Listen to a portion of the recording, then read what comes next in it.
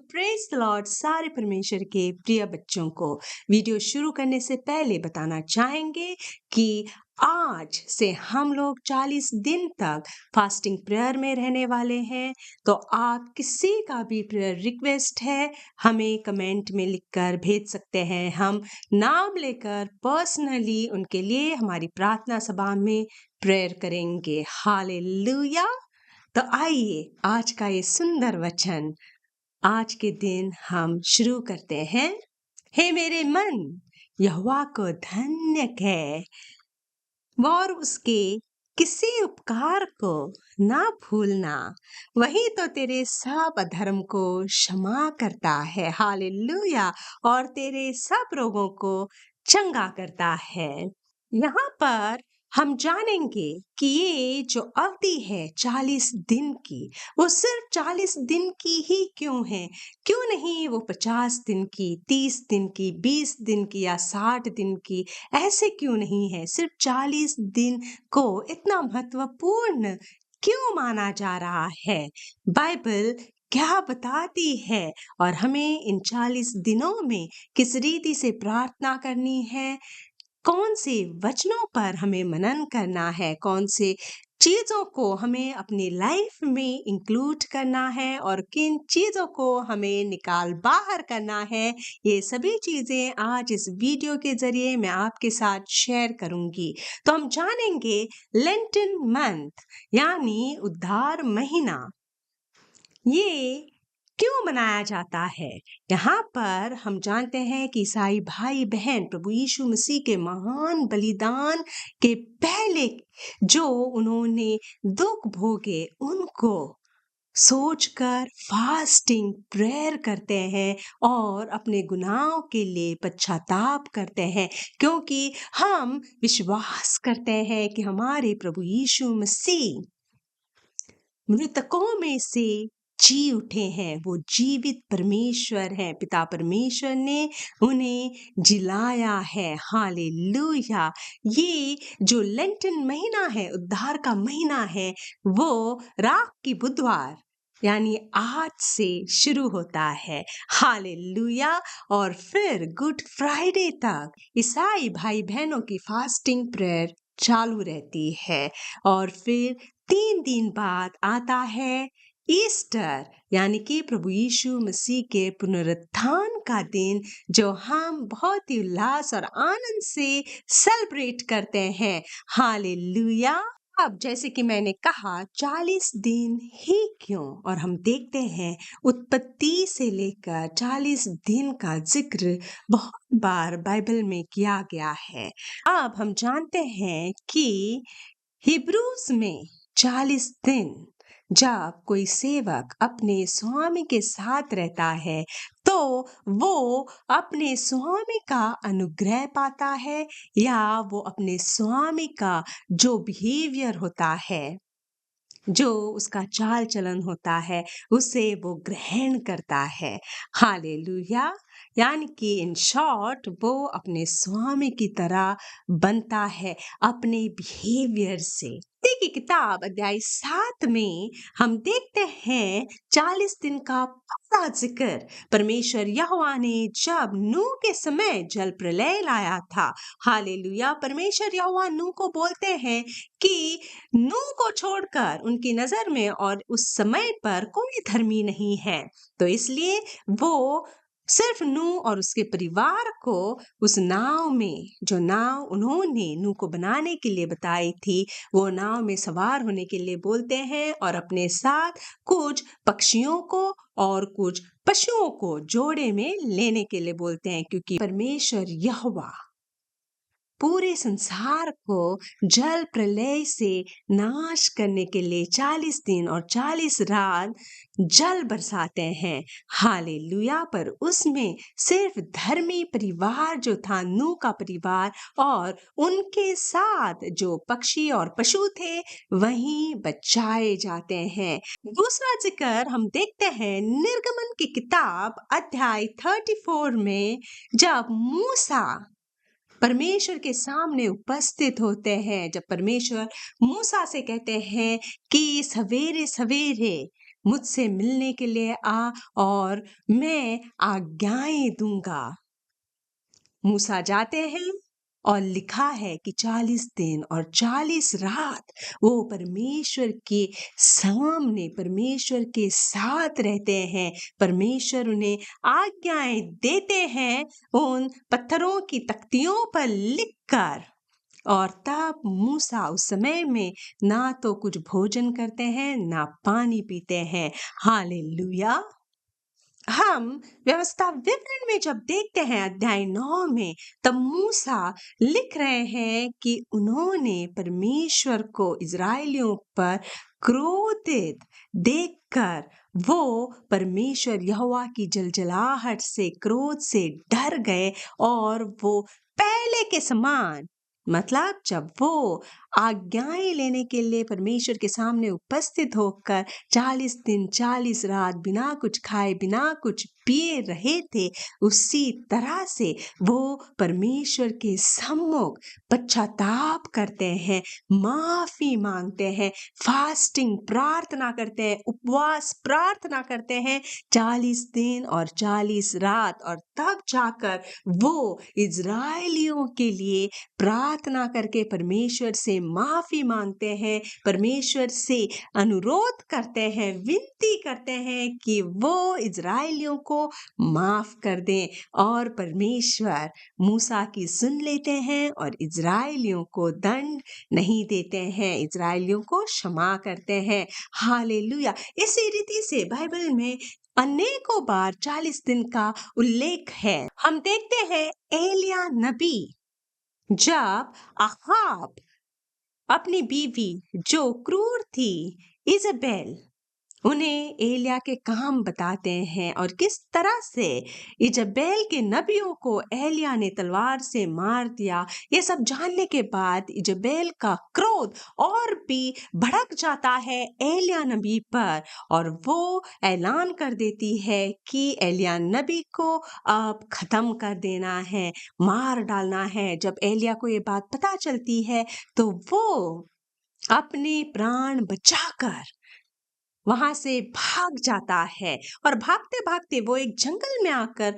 पहुंचकर एक पेड़ के नीचे बैठ जाता है और वो परमेश्वर से विनती करता है कि अपने प्राणों को परमेश्वर उठा ले और उसकी आंख लग जाती है। तब एक स्वर्गदूत आकर एलिया नबी को जगाते हुए कहता है, रोटी और पानी खाने पीने को देता है। वो खाता है, पीता है, फिर सो जाता है। फिर स्वर्गदूत आता है, फिर एलिया नबी को खाने के लिए और पीने के लिए देता है। एलिया नबी फिर खाता है, पीता है और उसी खाने से ताकत पाकर वो एक सफर तय करता है। यहाँ पर लिखा है, तब उसने उठकर खाया पिया और उसी भोजन से बल पाकर 40 दिन रात चलते चलते परमेश्वर के पर्वत होरेब को पहुंचा। हालेलुया।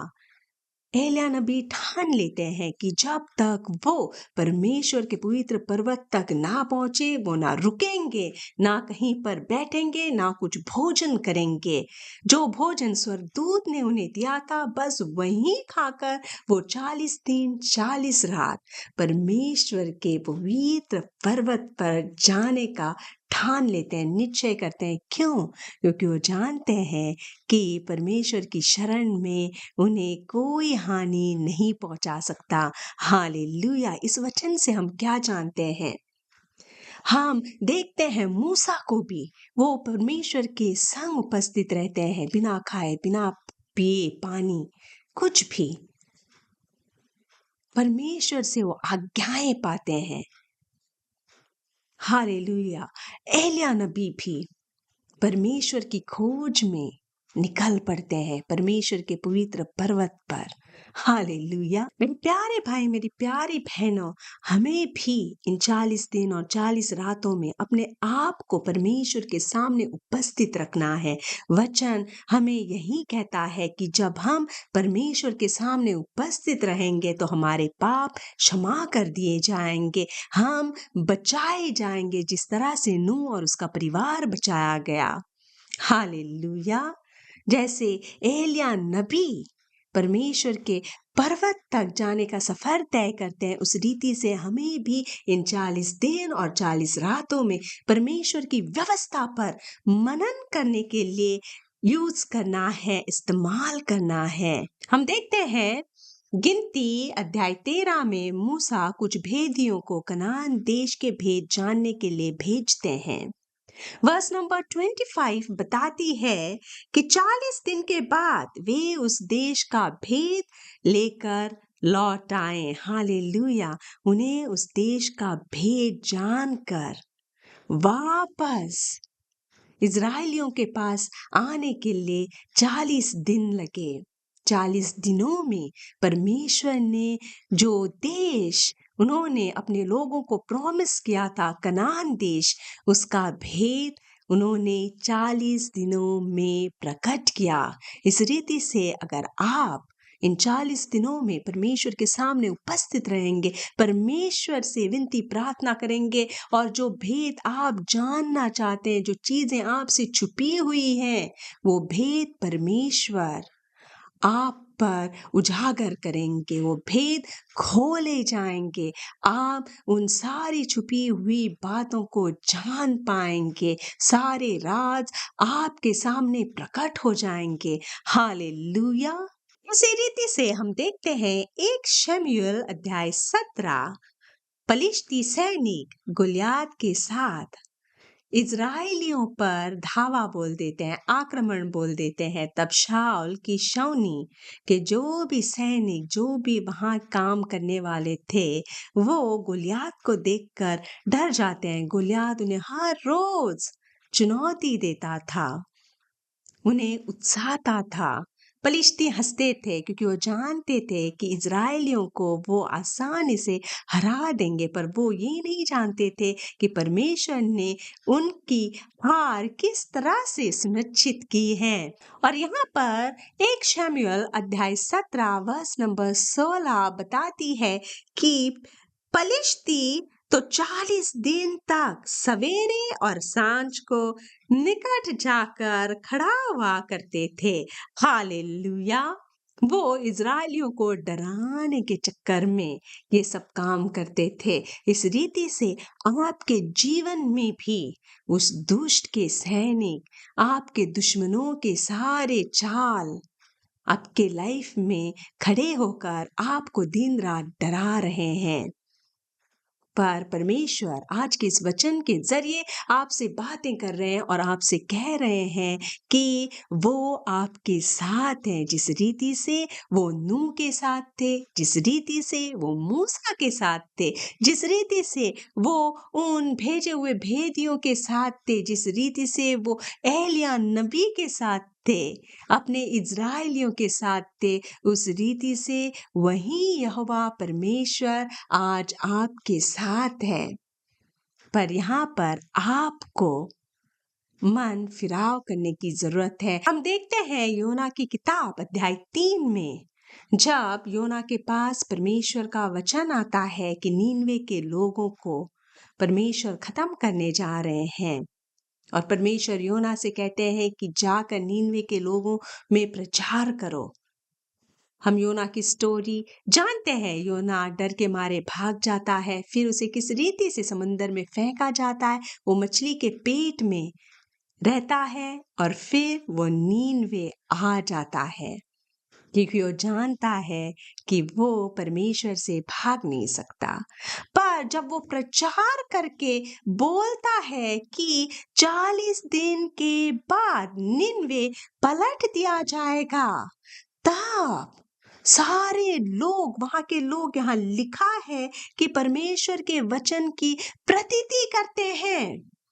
छोटे से लेकर बड़ा ताड़ ओढ़ लेता है और प्रचार करता है मन फिराव का, उपवास का। जब राजा के पास वचन पहुंचता है तो राजा अपने सारे राजकीय वस्त्र को त्याग कर ताड़ ओढ़ लेता है और राख की ढेर पर जाके बैठ जाता है और ढिंढोरा पीटवा कर पूरे नगर में ऐलान कर देता है कि क्या ही मनुष्य, क्या गाय, क्या बैल, क्या भेड़, बकरी या पशु कोई कुछ भी ना खाए, वे ना खाएं और ना पानी पिए। हालेलुया! ये सबसे बड़ा फास्ट हमें बाइबल में देखने को मिलता है, जहां पर छोटे से लेकर बड़े और सारे पशु पक्षियों ने भी फास्टिंग किया, उपवास किया, बिना जल बिना खाना खाए। हालेलुया! और उन सभियों ने चिल्ला चिल्लाकर परमेश्वर को दुहाई दी, अपने पापों से मन फिराव किया, पश्चाताप किया।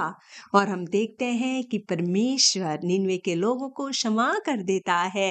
वो अपने क्रोध को वहां पर भड़कने नहीं देता है। हालेलुया! इस रीति से मेरे प्यारे भाई, मेरी प्यारी बहनों, हमें भी इन 40 दिनों में अपने पापों से मुंह फिराव करना है। सिर्फ खाना पीना त्यागने से नहीं, हमारे मन के सारे पापों को भी हमें त्यागना बहुत जरूरी है। ये 40 दिन हम ईसाई भाई बहनों के लिए बहुत इंपॉर्टेंट है, क्योंकि इन 40 दिनों की समाप्ति परमेश्वर प्रभु यीशु मसीह के महान बलिदान होने पर समाप्त होती है। और फिर तीसरे दिन प्रभु यीशु मसीह का पुनरुत्थान होता है, जहां हम सब आनंद मनाते हैं, उल्लास मनाते हैं। हालेलुया! नए नियम में हम देखते हैं मत्ती रचित सुसमाचार, मरकुस रचित सुसमाचार, लूका रचित सुसमाचार में जब प्रभु यीशु मसीह बपतिस्मा लेकर पानी से बाहर निकल आते हैं, तब कबूतर के रूप में पवित्र आत्मा उनके ऊपर आकर ठहर जाती है। आकाश खुल जाता है और परमपिता परमेश्वर कहते हैं कि ये मेरा प्रिय पुत्र है। हालेलुया! पर इसके बाद जो घटना घटित होती है वो है कि पवित्र आत्मा प्रभु यीशु मसीह को गाइड करते हुए जंगल की ओर ले जाते हैं। प्रभु यीशु मसीह जंगल की तरफ चले जाते हैं। वहां पर वो वन पशु पक्षियों के बीच में वास करते हैं। स्वर्गदूत उनकी सेवा टहल करते हैं और इसी दौरान शैतान भी प्रभु यीशु मसीह की परीक्षा लेने के लिए आ जाता है। पर प्रभु यीशु मसीह शैतान को परमेश्वर के वचन के द्वारा भगा देता है। हालेलुया! और प्रभु यीशु मसीह बिना कुछ खाए, बिना कुछ पिए 40 दिन और 40 रातों तक वन में रहकर पवित्र आत्मा से भरता जाता है। तो ये वचन हमें सिखाता है कि हम इन 40 दिनों में सिर्फ उपवास करके, खाने पीने को त्याग के नहीं बिताना है, हमें पश्चाताप करना है, हमें पवित्र आत्मा से भरते जाना है। हालेलुया! प्रेरितों अध्याय 1 में हम देखते हैं जब प्रभु यीशु मसीह का पुनरुत्थान होता है, तो प्रभु यीशु मसीह धरती पर रहकर कितने दिन? 40 दिन तक वो पृथ्वी पर रहकर अपने जीवित होने का प्रमाण देते रहे। अंत में वो अपने चेलों से मिलते हैं, उन्हें पवित्र आत्मा के बारे में बताते हैं और बाइबल बताती है उसके बाद 40 दिन के बाद उन्हें स्वर्ग पर उठा लिया जाता है। बाइबल बताती है कि देखते ही देखते वो स्वर्ग में उठा लिए गए। हालेलुया! इसलिए मेरे प्यारे भाई, मेरी प्यारी बहन, इन 40 दिनों का महत्व समझें। जब आप प्रार्थना करने के लिए जाएं तो इन 40 दिनों में कुछ नई चीजें करें, जो चीजें आपको परमेश्वर के और करीब लेकर जाएं। क्योंकि जब आप परमेश्वर के करीब जाएंगे, मूसा परमेश्वर के करीब गए तो मूसा पर परमेश्वर का तेज चमकने लगा। हालेलुया! जब आप परमेश्वर के करीब जाएंगे तो आप परमेश्वर की पवित्रता से पवित्र हो जाएंगे। पर आपको प्रार्थना किस रीति से करनी है? इन 40 दिन और 40 रातों में जब आप कभी भी प्रार्थना करने के लिए बैठे तो परमेश्वर प्रभु यीशु मसीह ने जिस रीति से कहा है, एकांत में प्रार्थना करें। हालेलुया! किसी और को पता ना चले कि आप उपवास प्रार्थना कर रहे हैं।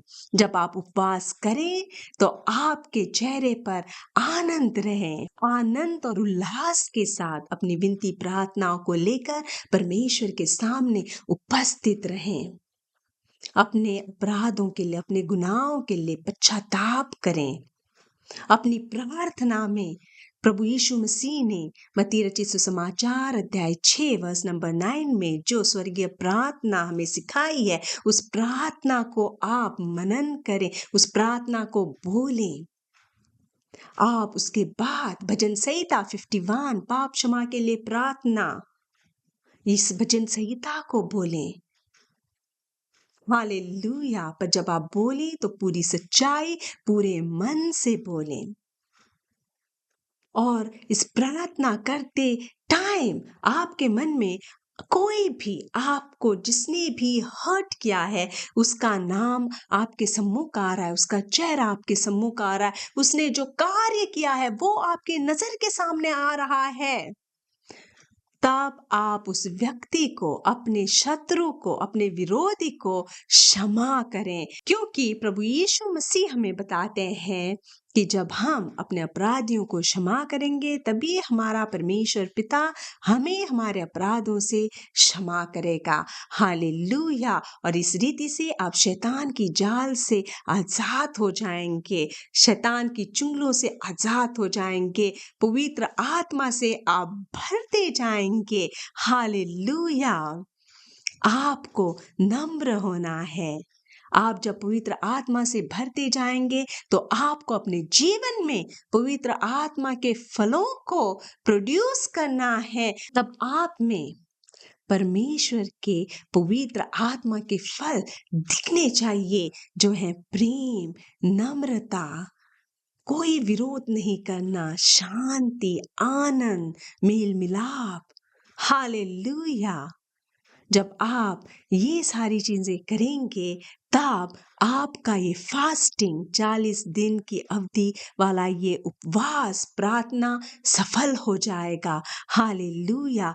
और इस अवधि में आप दान कर सकते हैं, पर दान सिर्फ पैसों का ही नहीं, दान आपको जो परमपिता परमेश्वर ने दिया है, जो आनंद, जो प्रेम आप परमेश्वर के वचन से पाते हैं, जो ताकत, जो सामर्थ, जो अनुग्रह आप परमेश्वर से पाते हैं, वही वचनों को आपको उन दुखियारों के साथ बांटना है, ताकि वो भी परमेश्वर में उद्धार पाए, चंगाई पाए। हालेलुया। जो भूखा है उनके साथ आप खाना पीना बांट सकते हो, कपड़ा बांट सकते हो, अच्छी बातें बांट सकते हो। किसी के लिए जो दुख में है, जिसे जरूरत है, वहां पर आप अपना समय दे सकते हो। हालेलुया।